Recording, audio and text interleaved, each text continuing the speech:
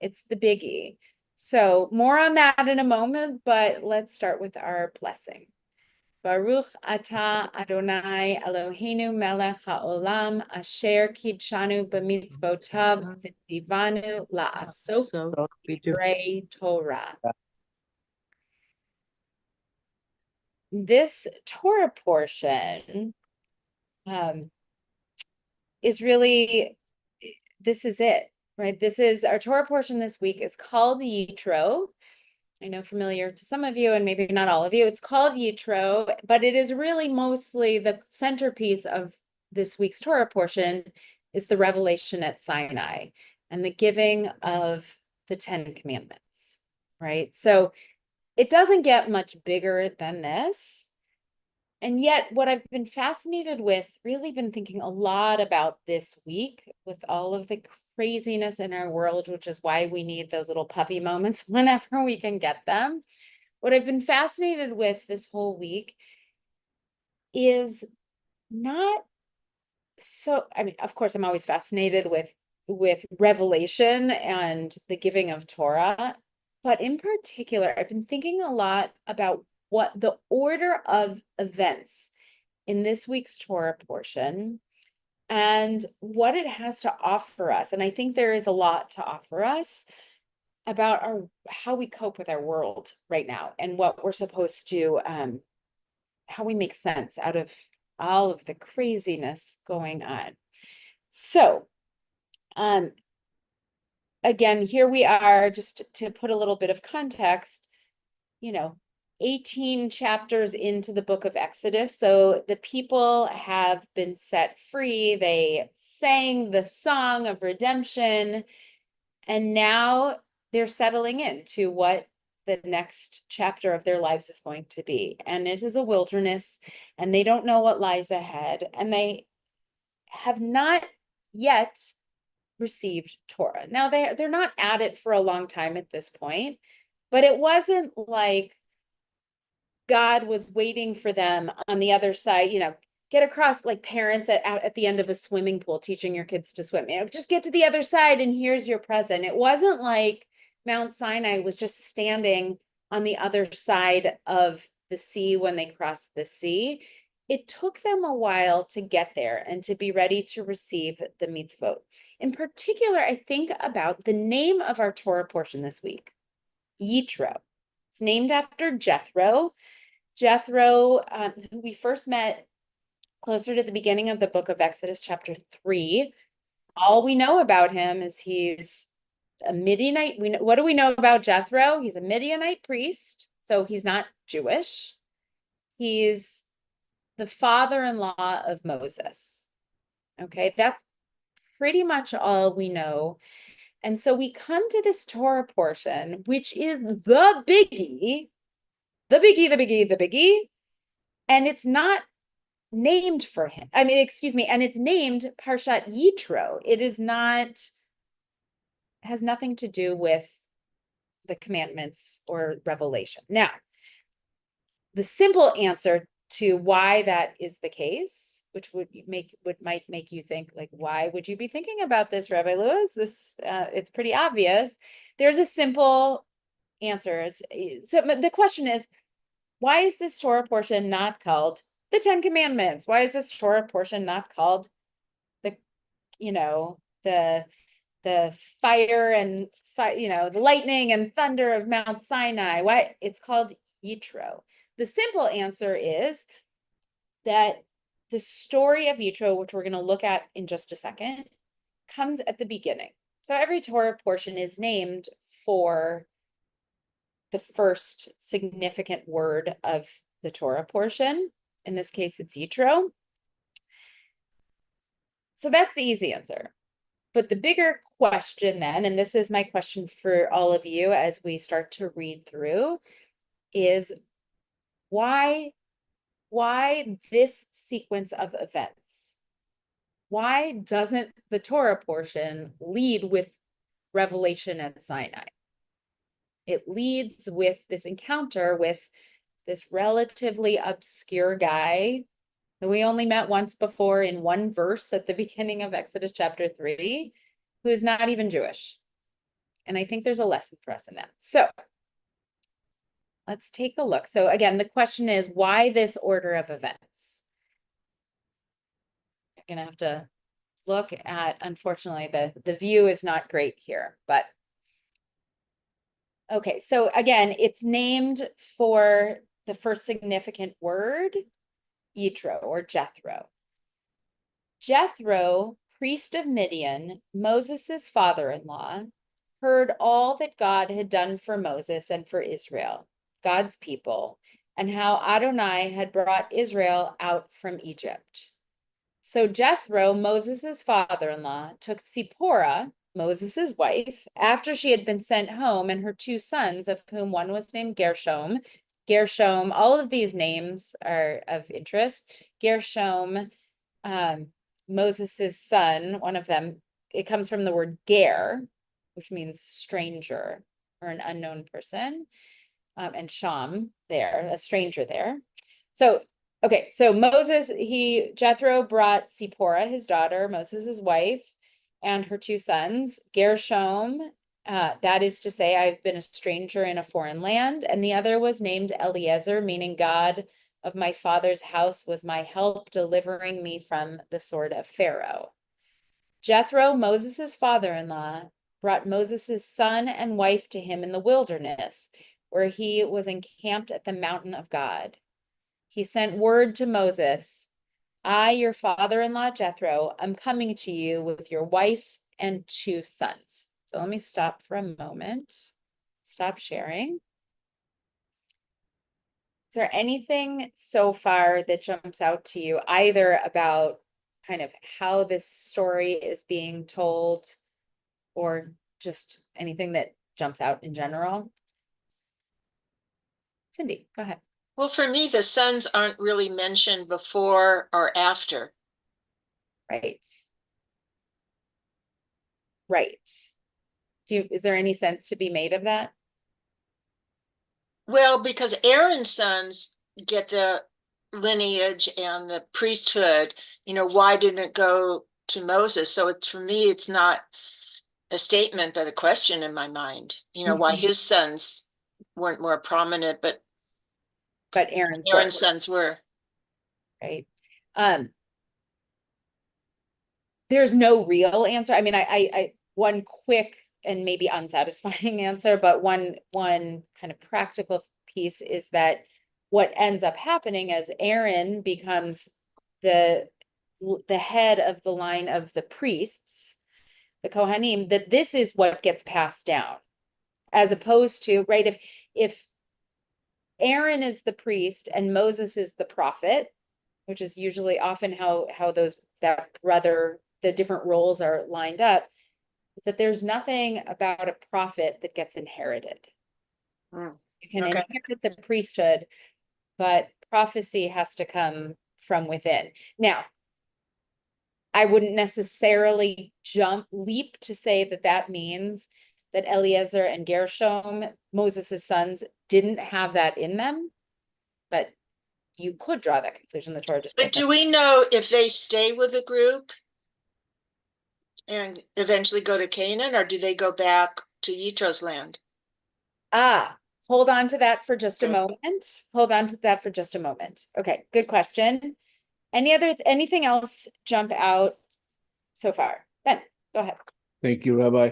Well, I just think having Jethro there, he's non-Jewish, he's sort of an outsider. Is it kind of an independent third party to sort of, a lot of this big stuff's going to happen there at Sinai, and here you've got a bit of an outsider who can be there to verify, if that makes sense. Great.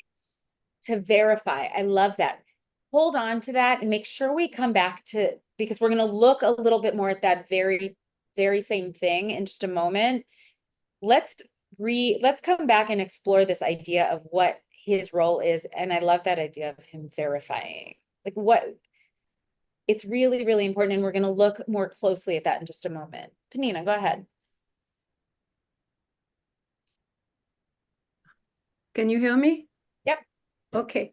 I think when you hear the name, sometimes it's like kind of like a signal for things to come. Otherwise, those particular people wouldn't be mentioned, or the names won't be mentioned. So we also know that in Hebrew we say "En me'uchar u'mukdam b'Torah."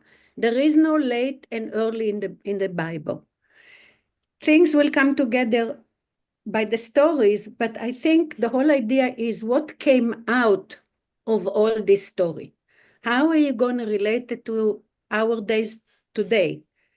And the thing is that Jethro had a very big role in how to distribute what Moses wanted to convey to the people. And that became the base to our judicial system today. Mm-hmm. That he told him, you take.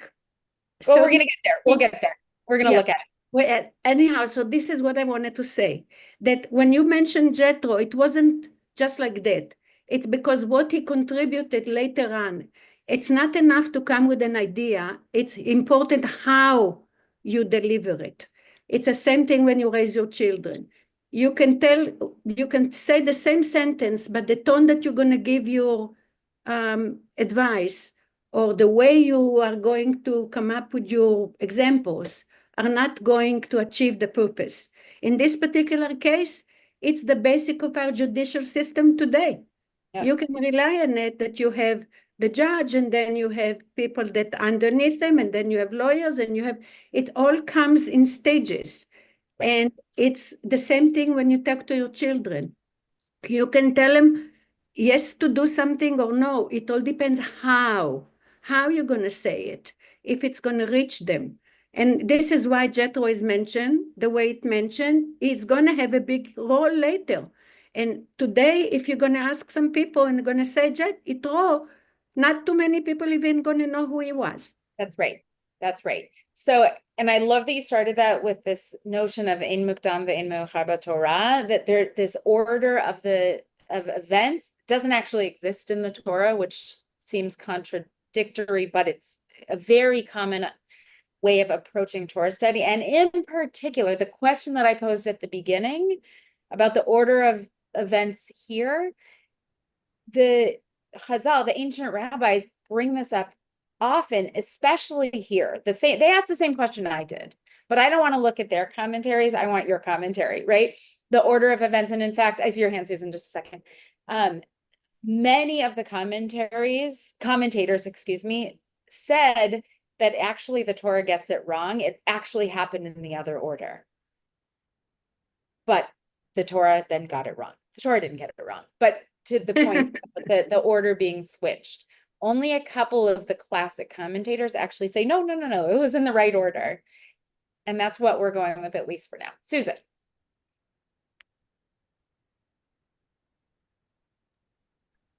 That's a great question. And I don't know that I have the answer, but it made me think that number one, Jethro heard of what happened with Moses and the Israelites. Yeah. And then what did he hear?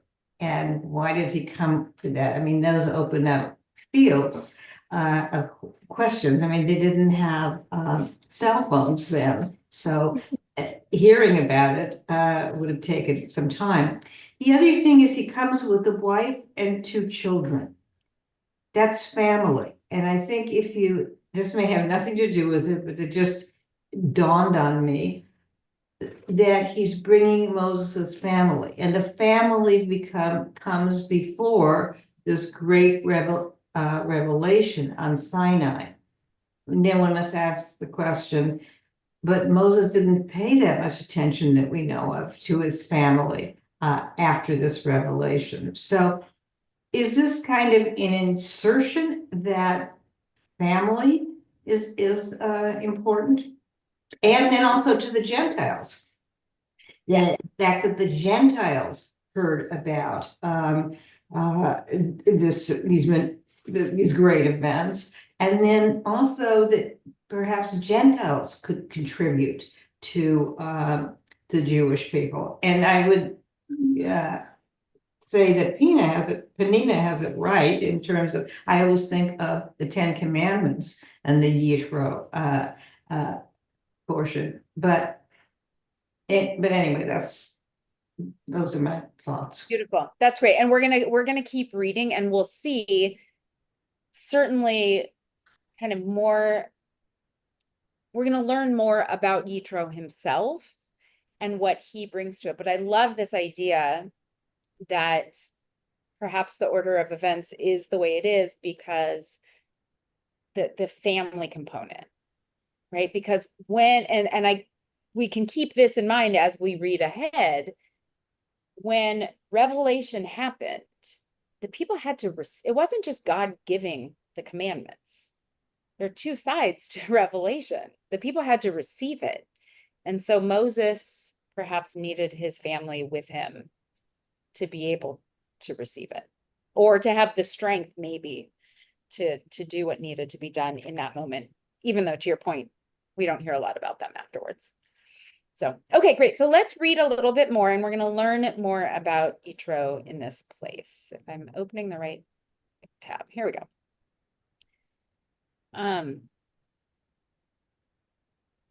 Okay, here we go. Moses went out to meet his father-in-law and he bowed low and he kissed him. These are signs of anticipation, but also respect, right? Each asked after the other's welfare, and they went into the tent. It was a grand reunion. Moses then recounted to his father-in-law everything that Adonai had done to Pharaoh and to the Egyptians for Israel's sake, all the hardships that had befallen them on the way, and how Adonai had delivered them. And Jethro rejoiced over all the kindness that Adonai had shown Israel when delivering them from the Egyptians. And I want to, excuse me, I want to stop there for a moment because I want to focus on that word rejoiced. That it sounds lovely, but if we look a little bit more closely, there's more to it. The Hebrew word, and here it is, vayichad. Vayichad Yitro. Usually we think about rejoice or joy as simcha or oneg. These are words that even if you are not a Hebrew speaker, might sound familiar, but it wasn't any of that. Vayichad Yitro. So there's something unusual about this word.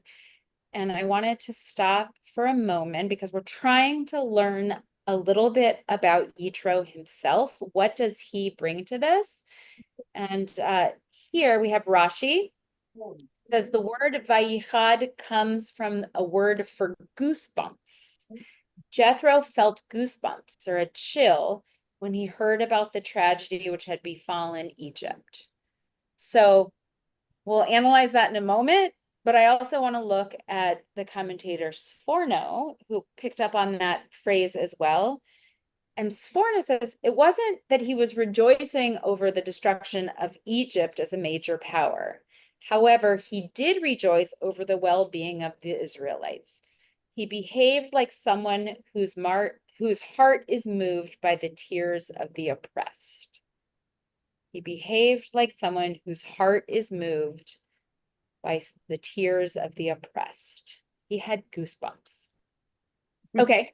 So what do we learn about Yitro from that word, even just that one action?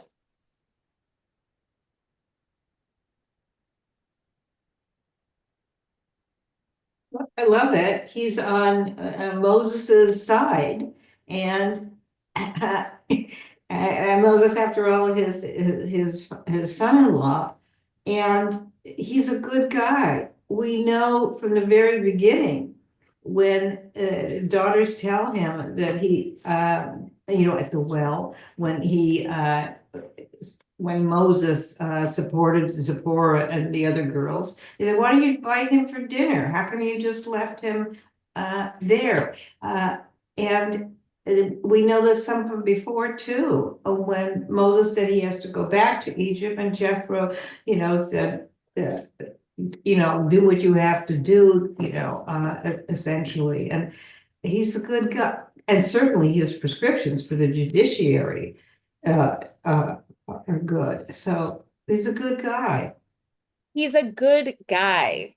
And you feel it in the visceral. That's why I love that Rashi's picks up on it, and that word of that use of the translation of he had goosebumps, because you can almost feel that, right? It's not just, here's his resume, or he has a vested interest because his daughter and grandchildren, have a stake in this. All true, right? But there's something a little bit more visceral to this, his connection to the Jewish people. That's a good one. Merle. I'm thinking also where it says that his heart is on those of the oppressed, or however it reads, that he wants to make people happy, more comfortable with whatever their situation is. Yeah. Thank you for bringing us back to that. I'm moving things around on my screen. I'm not going to share my screen right now, but I'm going to read it one more time.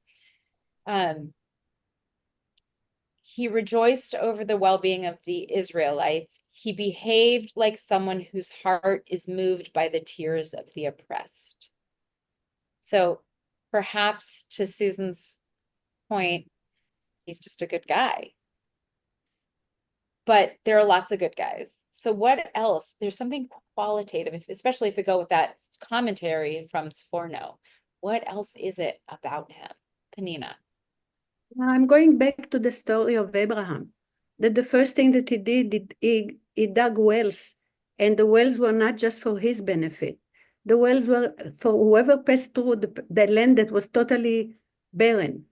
And apparently what happened with Abraham didn't happen in a box, because we know that he opened his tent. He had a tent that was open on four sides, that whoever came by became welcome, whoever needed a place to stay. And he told his wife right away to go and bake matzah cakes and feed these people and wash their legs and clean them up.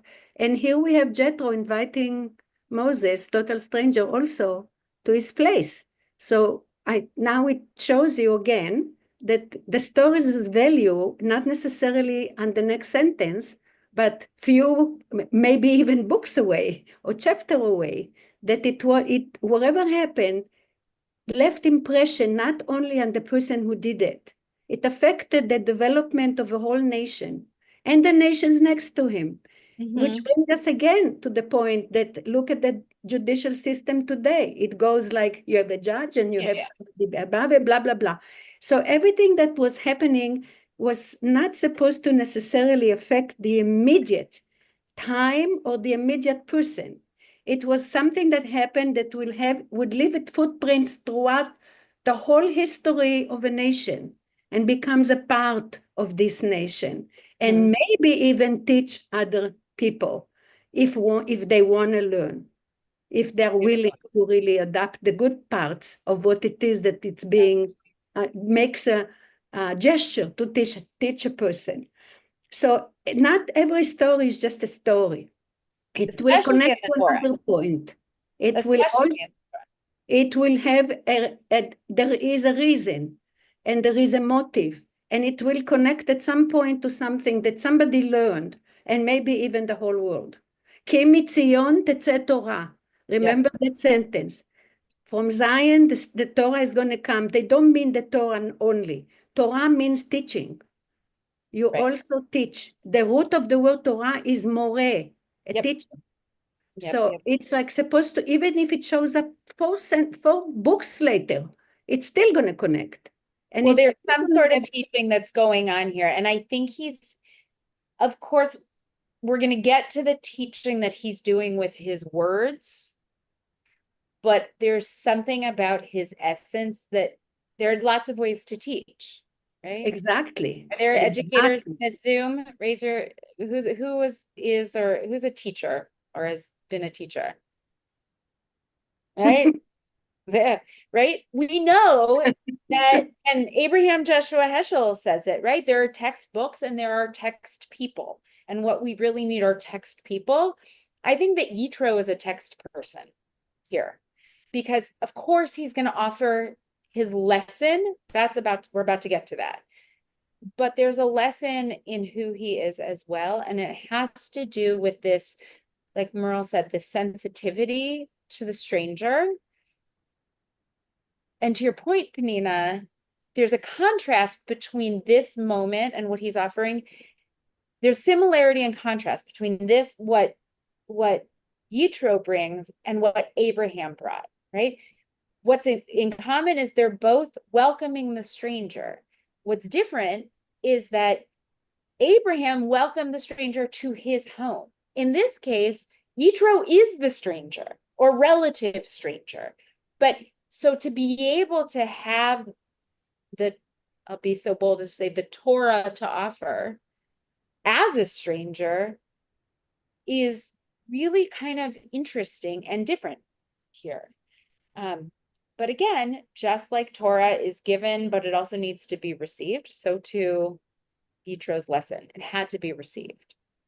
So I would say, given this conversation, that it was only going to be received when there was an understanding that he really was, as Susan said, a good guy. He was a good guy. He had the Israelites on his side, and they understood that. Maybe they saw it when his goosebumps came out. Who knows? Okay, so we'll read a little bit more. Okay. Blessed be Adonai, Jethro said, who delivered you from the Egyptians and from Pharaoh, and who delivered the people from under the hand of the Egyptians. Now I know that Adonai is greater than all gods, yes, by the result of their very schemes against the people. And Jethro, Moses' father-in-law, brought a burnt offering and sacrifices for God. And Aaron came with all the elders of Israel to partake in the meal before God with Moses' father-in-law. I actually want to stop one more time. Does anybody notice that, and again, a principle in Torah study is that there is no wasted word. There's nothing superfluous in the Torah. I haven't counted. I think we're at like 6 or 7 uses of the phrase father-in-law so far. And we're only 12 verses in, 13 verses in. What is that? Why does it keep repeating? We know who he is. We know he's Moses' father-in-law. So why would the Torah keep saying this? John. This is an extremely uneducated guess, but is it to sort of highlight the fact that they're not blood relations, but they're still drawn together. I mean, in a modern sensibility, I have a million disagreements with my father-in-law, and if we were to connect on something massive, that would be newsworthy. Get But goosebumps.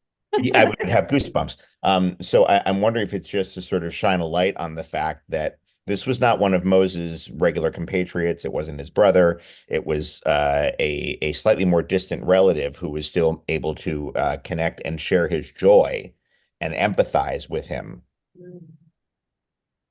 That's a great uneducated guess. That's a very educated, uneducated guess. I think so. Yeah. So it's a reminder. It's how essential this relationship is so essential. He's familiar, but he's not he's still an outsider. He's friendly. He's got the best interests in mind, but he's not a Gentile. He's a polytheist, and exactly right. All the more so, he was a priest.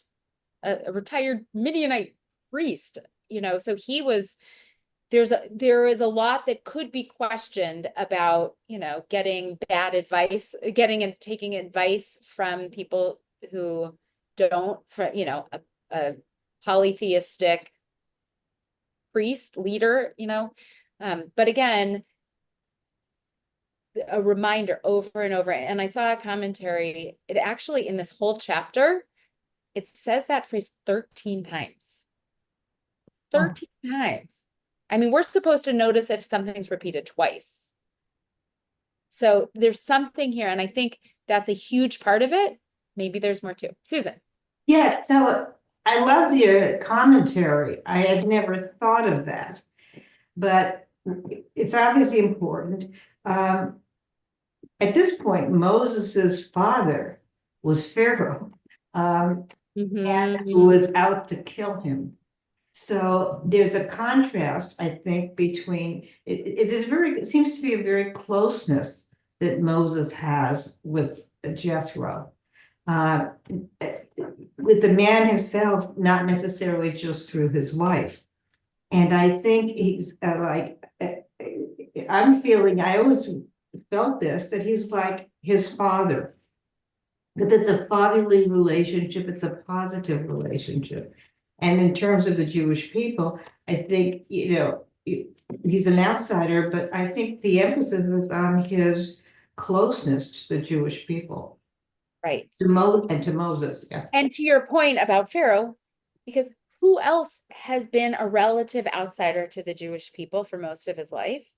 Moses.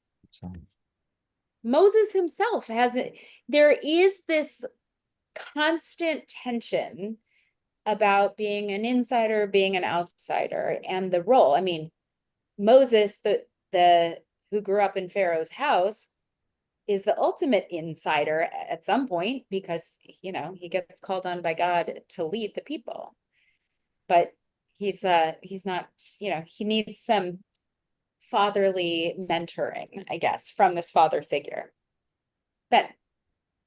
Well, I'm not sure if this is my cue, Rabbi, but I go back to kind of what John was saying, that, and same with my father-in-law. If I get my father-in-law to agree with me, it's a big event. And here you're saying father-in-law over and over. Is this part of that validation? Hey, my father-in-law is with the program, so it must be copacetic. I think that's a huge part of it. And I'm going to play with the word a little bit, and I don't know that I have any conclusion here, but I think that, and even that this is an English thing, it's not in the Hebrew, but I think the English is even more helpful because we're talking about father-in-law as this father figure. But again, what's coming? The law. Don't want to give too much away, but right, tip my hat too much. But there's form is taking, there's something's taking shape here. A system that the people are going to need now that they are going to be wandering through the wilderness. And remember, it hasn't happened yet, but Yitro comes first. Okay, so all of those things on the table, let's read a little bit more.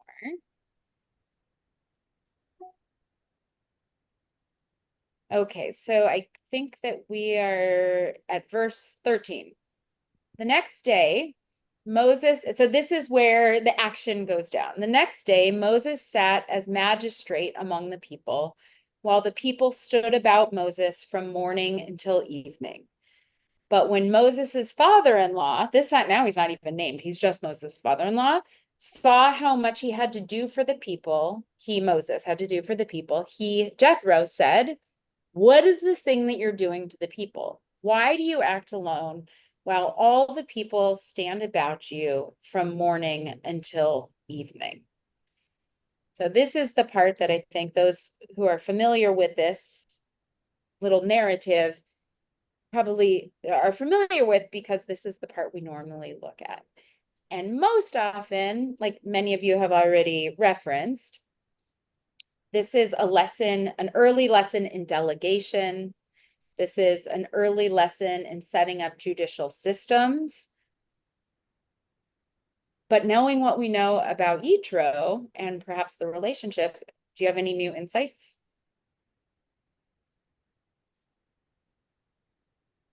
We don't know Yitro's community. Did Yitro operate in this manner?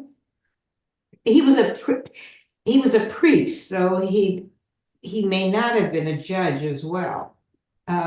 Where did he get this idea? Good question. I have no answer.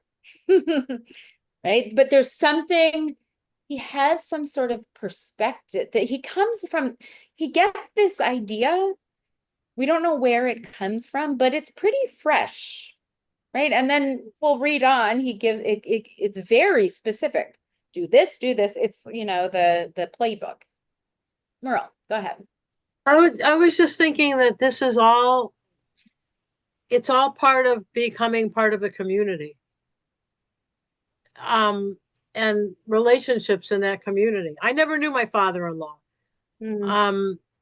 And Arnie, my father, could be a difficult person, not but because of his opinions and his tactics. I mean, that's just the way he was. Not difficult in the sense where you didn't like him, but Arnie still quotes him 53 years later as to things that he would say when we have a disagreement. And I just read something that Rabbi Nickerson posted. Disagreements don't have to be bad. Exactly. They can be, I'm sitting here looking at my notes and I'm thinking, disagreements can teach you. And they don't have to be negative towards one another. And Absolutely. that's kind of how I put the whole thing together. Absolutely. And in Jewish life, it's just the opposite. Disagreements that are made in the right spirit, as tradition says, and I think this is what Rabbi Nickerson put, you know, L'Shem Shamayim, for the sake of heaven, they make everything better. But what's required for for a disagreement, a machloket, to be for the sake of heaven? We have to. You have to be willing to accept and learn.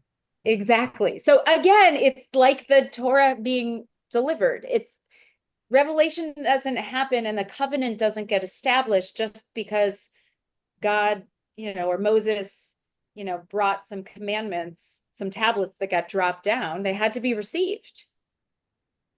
So, and it has to be about something bigger, greater than oneself, right? So we have to have, and this lesson, this is what I hear and see about Yitro that I think is so important right now in our world, that we need to be willing to hear each other.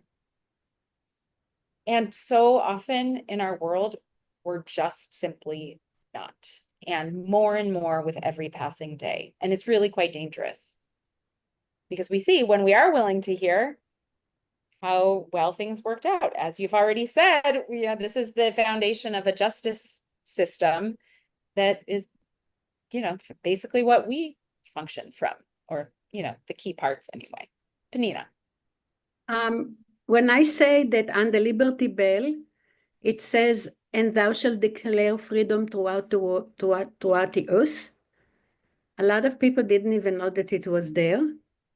And they said, really? And yes. So all of a sudden, how did it get written or engraved and carved into a place like, where is it, Philadelphia? Liberty Bell? Yeah. And a lot of people said, really? That's what says, yes, that's what said on it. And where is it coming from? Our Bible.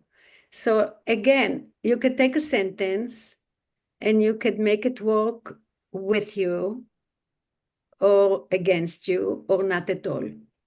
So if something works, it sticks. And I think with hearing about something and maybe inquiring or testing it or try to live by it yourself and it works, it leaves an impression, and it's being passed from fathers to sons or teachers to students and so forth and so forth. And the sad part is that when you don't even acknowledge that it's there or block it or give it your own interpretation without looking at the good side, I'm not saying to investigate it altogether. At least look, when you do look at it, try to look also on the good side. There was a purpose why it was written there, for everybody to see, Jews, not Jews, newcomers, everybody. Thou shalt declare freedom throughout the earth, coming from our Bible. That's right. So the question is did it define, or was that aspirational? So exactly, it's what you wanted to. It's what you wanted to be. It's what you want to make of it, and that's the whole Torah, the whole Bible. It's here. It's there. You got guidelines. It's up to you whether you're going to follow them or not. Same That's thing with the Ten Commandments. but Today, at this point in the Torah, it's really not there. And I think about what the these beginning, people must that have been will like, bring it. led by Moses, but like flailing. I think about what it would be. You know, those inflatable things that are on the sidewalk that try and, point you to a new condo complex or something that are doing this all over. This is what the people were doing because they had no guidance. And Moses, this is literally the next day. Moses wakes up, says, all right, time to start my new job. And he does his best, but he didn't have any guidance. And so here he is sitting with a line, I mean, around the mountain, literally. It's just not sustainable and it's not feasible and it's not healthy. So here comes Yitro, this friendly outsider, a trusted father figure, and he says, it's not right. So let's look a little bit more at that section. This phrase, when Moses' father-in-law saw how much he had to do for the people, he said, what's this thing you're doing? All the people are just standing all day. And Chizkuni, this medieval commentary picks up on that, and he says, they were making one another impatient. The thing that what was he doing to the people? So Moses was doing his best, but the asher hu oseh la'am, the thing that he did to the people, the first translation said for the people. Here it's the same phrase. When Moses' father-in-law saw how much he had to do for the people, right? He was so overworked. But this translation, it's the same Hebrew, but it can also be read as what he was doing to the people. So whose perspective is this? The perspective of Moses, who was just so overworked? Or is it the perspective of the people who were standing in line, all day and all night? And so he takes that perspective and says they were making one another impatient. The people were making each other impatient. On the one hand, the common people were forced to stand in line most of the day waiting for their turn. On the other hand, Moses was becoming more and more weary, having to deal with so many disputes. Susan, did you want to say something? Oh, you're muted. I think this is a very good commentary. It was bad for both of them. And I'm thinking of like the DMV. People get impatient and can learn to lead to fights too, which we've seen also, or I've seen people waiting in line for the EVs to get electricity, and for other things too. And then it's also very wearying for. This is actually at this point, it's a good business decision to delegate, for goodness sakes. Exactly. I mean, you don't even have to deal with godly events, but just to delegate authority in a business. Right. And absolutely. From our perspective, we look and say, of course. Yeah. Yet, Moses didn't think of it. Hindsight is 2020, right? Moses didn't think of it. And by the way, neither did any of the Israelites. This is what's fascinating to me. It took this relative outsider to come and say, whoa, hold on a second. And by the way, I get the imagery of them standing in a long line, but really, I'm doubtful that they were standing in a line. They had no experience other than being slaves. They were all over the place. So in terms of building that tension, all the more so. I mean, lines are bad, but I know at least one person on this Zoom is a big fan of amusement parks, right? Like those organized lines help. They're still frustrating, but they help. So they were probably all just, to your point, Susan, very getting in each other's places. And it does not build harmony among a people who need harmony. Okay, So Moses' father-in-law, here it is again, continues. Moses replied to his father-in-law, it's because the people come to me to inquire of God. When they have a dispute, it comes before me, and I decide between one party and another. I make known the laws and teachings of God, right? I kind of like to think that Moses was just doing what he was told. Right? This is my job. God called me to do this. I'm doing my job. But to the conversation just a moment ago, he didn't have the perspective say, wait, maybe there's another way. I can think out of the box a little bit. There's another way. But Moses' father-in-law said to him, the thing you are doing is not right. Hadavar asher atah oseh lo tov. It's not good. It's really not good. This thing that you're doing, you will surely wear yourself out and these people as well, for the task is too heavy for you. You cannot do it alone. Right? You cannot do it alone. And thus is the foundation of the Jewish people's, model of delegation. Well, I think the big piece of this is that Moses had never done this himself either. And he's learning along with all these people that are standing in line. And it's like, you talk about an amusement park. If we're standing in line and the ride breaks, none of us know what to do to fix it. That's right. And you listen to all these people standing around you, bitching and moaning. Well, somebody has to do something, and there's only one repair person in the park. And 3 rides have gone down at the same time, and it's winter break. Right. So I mean, I think, there's a lot of learning here for Moses as well. These people are standing in line, and what are they going to do when they get to wherever they're going? They don't know. And I'm not sure Moses knew either. None of them knew what they were doing. The difference, though, between Moses and the rest of the people is that, I'm not talking about Yitro, the Israelites, is that he's the one who was not a slave. He has different life experiences than all of those people who are perhaps standing in line, perhaps standing in a clump, I don't know, but standing around getting exhausted and frustrated.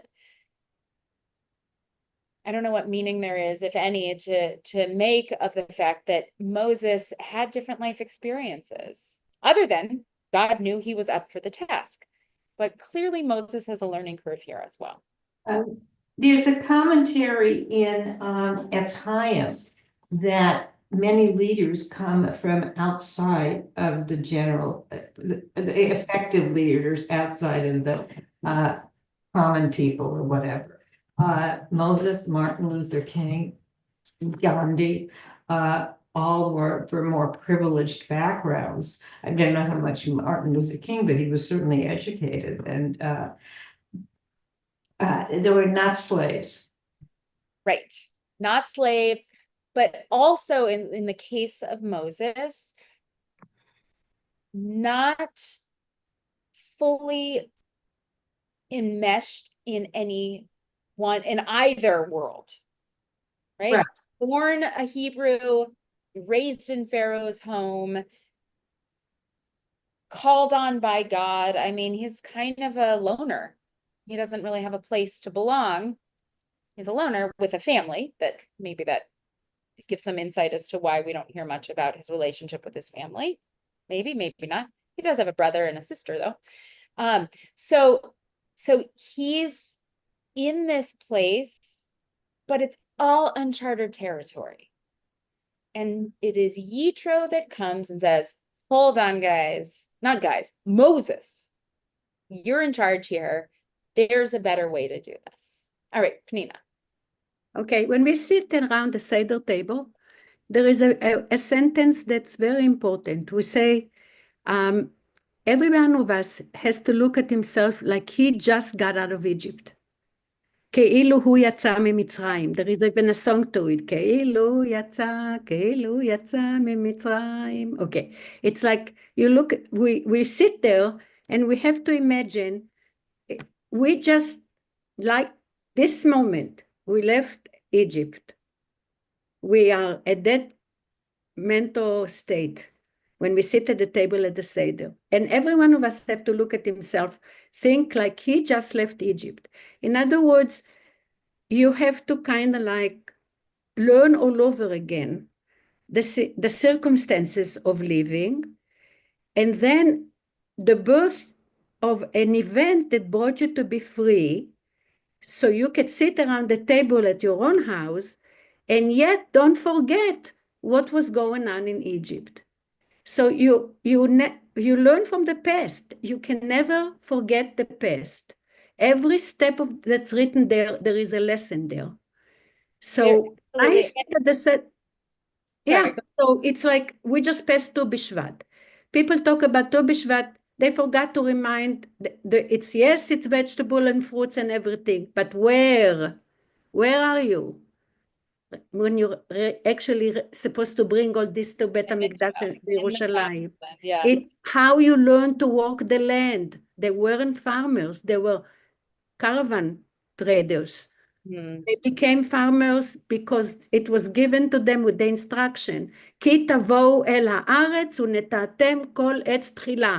The first thing you do when you come to that land, you plant a tree. Learn how to survive. Learn how to live from the land. The connection to the land. Nina, give me I want to go back to this. Yes. This Seder connects. you It just offered. connects. It absolutely connects. Again, who is Yitro and what is he offering us? Again, to the order of events here. We haven't received Torah yet, or the commandments, right? They haven't happened quite yet. But that notion that it's for all of us, oh my gosh, that puppy is so cute. For all of us, to see why do we see ourselves as if we went out of Egypt? Because we're supposed to understand what it is to be the outsider. Because this is about the wisdom that the outsider has to bring, and also to have compassion. But it's not just to have compassion. There's something different, and it's about to come out. Susan. Well, I think that I'm thinking of businesses that hire outside consultants because they can't see what's happening inside. Efficiency experts in some cases, maybe that's Yitro, that's the sideline. But also when you think also of problems within a family, people often go to counselors, to psychologists, to someone outside of that unit to try and find solutions to what the people enmeshed in their own problems have. I love that comparison.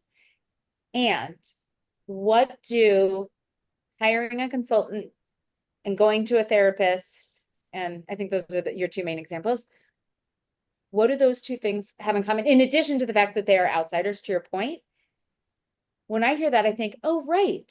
Those are often, not all, if you get the right person, very, very helpful, or consultancy or whatever, very, very helpful.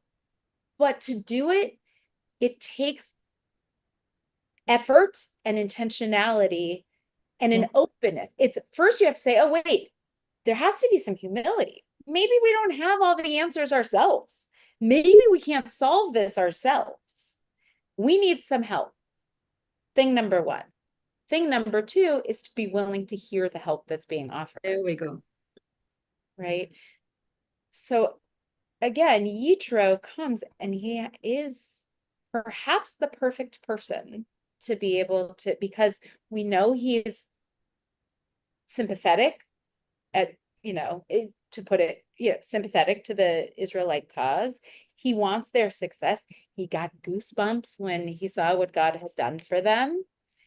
And Moses was willing to hear him. I don't know about you, but I could imagine that, if somebody came and told me out of the blue, certainly, I'm not going to make a father-in-law thing, but, if somebody came and said to me out of the blue, oh no, the thing you're doing is not lo tov. It's not good. You better do it this way and that way. For many of us, in certain circumstances, we would get defensive. Say, whoa, what are you talking about? I've got this. But Moses had an openness, and Moses is known for his humility. So, Okay, let's read a little bit more, and then we'll see if we can put a bow around this. We'll see. Now listen to me, verse 19. Now listen to me. I will give you counsel and God be with you. You represent the people before God. You bring the disputes before God and enjoin them upon them the laws and the teachings and make known to them the way they are to go and the practices they are to follow. You shall also seek out from among all the people capable individuals who fear God, trustworthy ones who spurn ill-gotten gain. Set these over them as chiefs of thousands, hundreds, fifties, and tens, and let them judge the people at all times. Have them bring every major dispute to you, but let them decide every minor dispute themselves. Make it easier for yourself by letting them share the burden with you. Again, hindsight is 20/20, of course. If you do this, and God so commands you, you will be able to bear up, and all these people will go home unwearied. Moses heeded his father-in-law and did just as he had said. Vayishma, he heard. It's the same word as the Shema.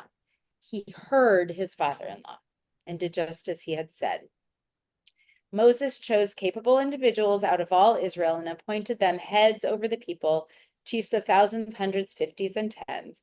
And they judged the people at all times. The difficult matters they would bring to Moses, and all the minor matters they would decide themselves. Then Moses bade his father-in-law farewell, and he went his way to his own land. Also fascinating that he leaves. Yitro leaves. He does his thing, and he says, "You've got this, Moses. You take it." His function, did what he needed to do, but he also knew that Moses needed to own that leadership role, and perhaps if he stayed, Moses wouldn't have owned the leadership role. Okay, I want to look at this. I'm going to skip this one. I want to look at this last commentary on the page. Because again, this question of, so what comes next? That was all of chapter 18. It's more than what I'm teaching it we normally look at, but it all fits together. What comes next? Revelation at Sinai. Now it's time. Now they're ready. So this teaching from Rabbi Shimon Felix. For those who actually went through the Exodus and the splitting of the Red Sea, only the most central authority figure, Moses, can be accepted as an adjudicator of Torah law. No one could imagine that other less central, less authoritative people could have the right or ability to also determine the will of God. It is Jethro, himself an outsider, a minor figure, who points out the need to look beyond the epicenter of Jewish life, Moses, to the margins, if Jewish life is to flourish. So, the slave mentality, those people are carrying the slave mentality. It's to be expected. Yes, it's in there. It's in them. And I would imagine that being a slave would make it pretty hard to trust. So they've glommed on to Moses. But guess what? The person they're trusting isn't doing it the best possible way.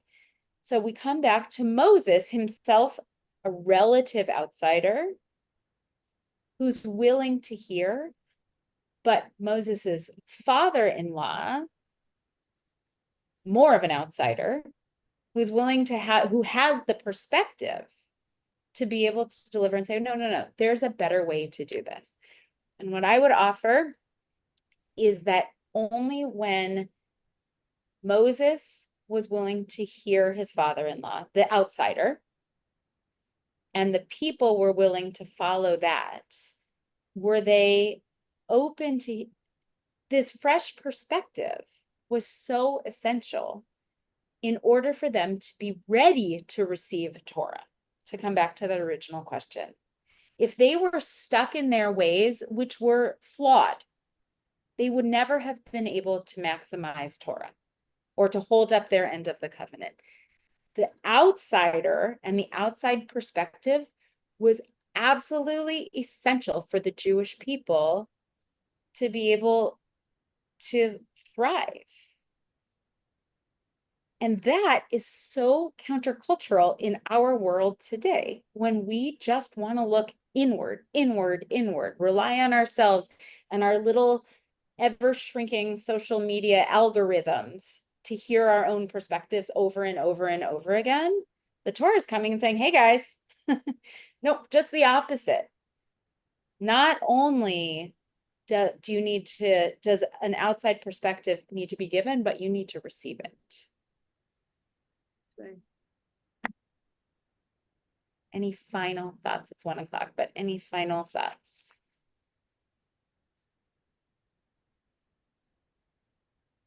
Well, I want to challenge everybody to be open to outside perspectives, because it's easier said than done. Even for those of us who are not slaves. It's easier said than done. So, all right, everybody. Shabbat shalom. Shabbat Shabbat shalom. shalom. Thank you. Shabbat Thank you, shalom. Rabbi Thank Lewis. Bye-bye. you. Bye-bye, everybody. Shabbat Bye-bye. shalom. Bye. Have a good week. Bye-bye. Thank you. Shabbat shalom. Shabbat shalom.